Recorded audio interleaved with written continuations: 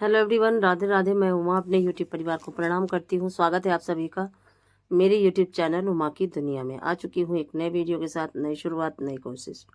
समय है सुबह का और ये देखिए कढ़ाई मैंने चढ़ा दी थी और उसमें मिर्च काट के डाल दी थी। और क्या है कि इन्वर्टर इस समय ख़राब हो चुका है, तो इसी वजह से लाइट नहीं जल रही है, बिल्कुल भी रोशनी नहीं है रसोई में। इसकी वजह से बहुत ज़्यादा दिक्कत होती है और जब लाइट आती है तभी कुछ दिखाई देता है, नहीं तो ऐसे ही अंधेरा रहता है। काफ़ी दिक्कत के साथ ही सब्जी बनाने में ज़्यादा दिक्कत होती है। रोटियां तो बनाने में कोई इतनी ज़्यादा दिक्कत नहीं होती। हाँ, ये समझ में नहीं आता कि जली तो नहीं, पक गई है ठीक से कि नहीं। तो ये आलू की सब्जी देखिए मैं बना रही थी। आलू कट करके और मिर्च वगैरह मसाले सभी डाल के खूब अच्छे से देखिए इनको फ्राई कर दिया है। और फिर मेरे मन में आया कि इसी में थोड़ा सा बेसन और मट्ठा घोल के लगा देती हूँ, तो ये सब्जी बच्चे भी खा लेते हैं। क्योंकि पकौड़ी वाली कढ़ी तो खाने में थोड़ा सा दिक्कत भी करते हैं, पर आलू की कढ़ी अगर बना दो तो बच्चों को अच्छी लगती है। फिर इसी को मैंने फिर ढक दिया था और इसी में फिर थोड़ा सा मट्ठा और थोड़ा सा बेसन घोल के और लगा दिया था। खूब अच्छी आलू की टेस्टी सी कढ़ी बन के तैयार हो गई थी। और पकौड़े वाली कढ़ी तो बच्चे थोड़ा मन भी वो करते हैं, लेकिन ये आलू की कढ़ी सभी बच्चों को पसंद होती है। तो जब कभी मन होता है तो इस तरह से भी कढ़ी को बना लेती हूँ। और फिर देखिए आलू को खूब अच्छे से पकाना था, क्योंकि अगर आलू खड़े खड़े से रहते हैं तो फिर दिक्कत होती है और फिर वो कढ़ी खाने में भी नहीं अच्छी लगती। और देखिए इसी लोटे में थोड़ा सा बेसन डाल देती हूँ और मट्ठा दोनों को घोल के और फिर इसी में से डाल के कढ़ाई में डाल देती हूँ। फिर मैंने लोटे में नहीं घोला, क्योंकि लोटे में क्या था कि उसमें मट्ठा ज़्यादा था, लग रहा था कहीं गुलठियाँ ना पड़ जाए। इसी वजह से प्लेट में इसको देखिए मैंने घोला पहले और फिर इसमें डाला। अब इसको अच्छे से फिर से थोड़ा सा मथ देती हूँ और बस इसको इसे आलू के साथ डाल के और थोड़ी देर चलाती रहूँगी और जैसे ही खौल आ जाएगी वैसे ही बंद कर दूँगी। टेस्टी बनी थी सब्जी। और उसके बाद फिर आज बहुत सारा काम पौधों का भी करना था, ये मन बना रखा था फिर फटाफट जल्दी जल्दी से। और ये देखिए लोहे की कढ़ाई की वजह से कुछ इस तरीके का कलर हो जाता है। और देखिए फिर सारा मट्ठा वगैरह डाल दिया था। अब इसको थोड़ी देर चलाना पड़ेगा, क्योंकि अगर ये न चलाओ तो फिर मट्ठा फट जाता है और इस कढ़ी का टेस्ट बिगड़ जाता है। और उसके बाद फिर घर के सारे काम किए। कल का दिन काफ़ी व्यस्त रहा और पौधों की भी देख रेख बहुत ज़रूरी है, क्योंकि गुलदावती की कटिंग्स लगानी थी।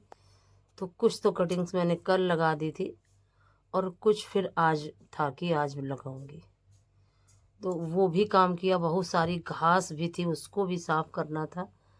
और सबसे ज़्यादा ज़रूरी जो काम था वो था छतों की सफाई।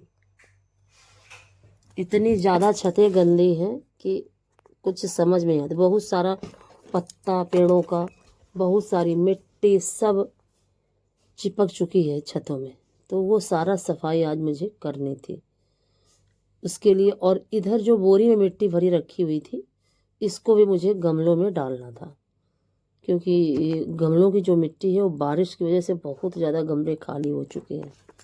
तो फिर आ गई थी, ये शाम का समय है और फिर अपने दिन के सारे काम किए। उसके बाद ये शाम का समय है, चाय बना के पी चुकी थी और उसके बाद छत पे सीधे आ चुकी थी। और अब बारी थी सभी गमलों में थोड़ी थोड़ी मिट्टी डालना। और अभी बहुत सारी मिट्टी ज़मीन में चिपकी हुई है, इसको भी सारा साफ करके और सब ये गमलों में ही डाल दूँगी। हालांकि पत्ते वगैरह अगर इकट्ठे करके और उसका खाद जैसा बनाऊं तो बहुत सारा इकट्ठा हो जाए, लेकिन क्या है कि हो नहीं पाता। पत्ते तो बहुत सारे नीम के भी गिरते हैं ऊपर छत से, और जो कि अच्छा काम भी करें, लेकिन नहीं हो पाता। अगर इकट्ठा कर दो तो कहीं पानी होता है, कहीं कुछ होता है, फिर वो सड़ते हैं, बहुत बदबू आती है। और फिर देखिए इस साइड में आ चुकी थी। इन सभी गमलों में बहुत ज़्यादा गमले खाली हो चुके थे, मिट्टी बहुत कम थी।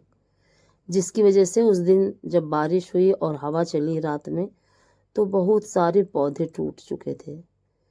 खासकर गमलों के गेंदा के पौधे बहुत ज़्यादा टूटे थे। तो जड़ें खुली थी, पौधे बड़े बड़े हैं और फूलों और कलियों से लदे हुए हैं, इसी वजह से पौधों में ये नुकसान हुआ। तो मैंने सोचा कि अब इनमें मिट्टी डाल देती हूँ, नहीं ये भी जितने बचे हुए पौधे ये भी सारे टूट टूट के कहीं गिर ना जाए, क्योंकि एक पौधा तैयार करने में कितनी मुश्किल लगती है। और फिर अगर कोई पौधा टूटता है तो काफ़ी मन दुखी हो जाता है, सबसे ज़्यादा नुकसान होता है और दूसरा मन भी बहुत ख़राब हो जाता है और फूल भी चढ़ाने के लिए नहीं मिल पाते।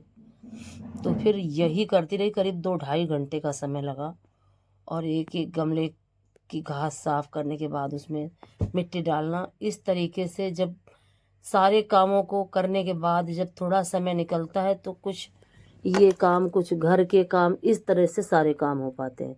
क्योंकि ना तो पौधों की देख रेख डेली हो पाती है, डेली में सिर्फ पानी ही डालना होता है जो डेली का डालना पड़ता है, और बाकी ये और सारी देख रेख के काम ये सब कभी कभी होते हैं, और वो भी जब समय होता है तब। और अगर व्यस्त हूँ तो वो भी कोई ज़रूरी नहीं है। और इस बीच में जो समय रहा काफ़ी व्यस्त रहा और इसी वजह से गुलदाउदी की कटिंग समय से नहीं लग पाई, और नहीं तो अभी तक अच्छे से कटिंग ग्रो हो रही होती। लेट हो चुका है लेकिन फिर भी सारी कटिंग तो अभी नहीं लगी है, थोड़ी ही लगाई हैं अभी, लेकिन आधी लग चुकी हैं, आप ये समझिए। और अब बारी थी यहाँ की सफाई करने की। तो जो भी पौधे थे तुलसी वगैरह के इधर साइड में रखे रहते हैं, तो उनको हटा हटा के सारा उधर से कोना साफ किया। और देखिए कितनी सारी पत्तियाँ, सड़ी हुई पत्तियाँ, और सब हटा के साफ करके और इसको सब कूड़ा बाहर फेंकूंगी। क्योंकि हालांकि अभी दीपावली में समय है, लेकिन ऐसे अभी साफ कर देती हूँ तो दीपावली के समय सिर्फ झाड़ू लगानी पड़ेगी। और इस साइड में क्या था, इस साइड में एक बोगनविलिया का पौधा जो बारिश की वजह से जड़ से उखड़ गया था। प्लास्टिक का गमला रहा, उसकी रूट्स ज़्यादा फैल चुकी थी और इसी वजह से पानी भरा रहा और वो जो पौधा था वो जड़ से उखड़ जैसा गया था। फिर आज उसको मैंने सही किया, पूरा पौधा निकाला, उसकी जड़ें साफ करी और फिर उसको लगाया। तो का समय ज़्यादा लगा और इस तरीके से शाम का जो 2-2.5 घंटे का समय मेरे पास था वो इसी में सारा लग गया था। लेकिन एक खुशी थी मन में कि ये काम भी बहुत ज़्यादा ज़रूरी था। अभी कुछ कटिंग्स लगानी है ये उसकी, और उसके बाद अब इनकी सीधे गुड़ाई करूँगी और उसके बाद धीरे धीरे धीरे धीरे पौधों की देख रेख होती रहेगी। और इस तरह से जब क्रम से काम करो तभी काम हो पाते हैं। और जैसे ही सर्दियाँ आने लगती हैं तो फिर ज़्यादा पौधों की देख रेख फिर नहीं हो पाती। यही हाल गर्मियों का होता है कि जब ज़्यादा गर्मी होती तब भी ज़्यादा देख रेख नहीं हो पाती। और फिर मैं गई थी, बच्चों से रबड़ मांग रही थी कि पानी डाल देती हूँ, कि क्योंकि जो कटिंग कल लगाई थी मैंने उसमें पानी नहीं डाल पाई। रात हो गई और फिर रात में पौधों में पानी डाला नहीं और सुबह भी नहीं डाल पाई। मुझे लग रहा था कि कहीं रात में इसलिए नहीं डाला कि रात में कहीं बारिश ना हो जाए, और फिर सुबह समय भी नहीं मिला। और देखिए अभी भी काफ़ी तेज़ धूप जैसी दिखाई दे रही थी, और जबकि 5:15-5:20 के करीब समय था, और फिर भी धूप जितनी भी निकल रही है धूप वो बहुत तेज़ निकल रही है।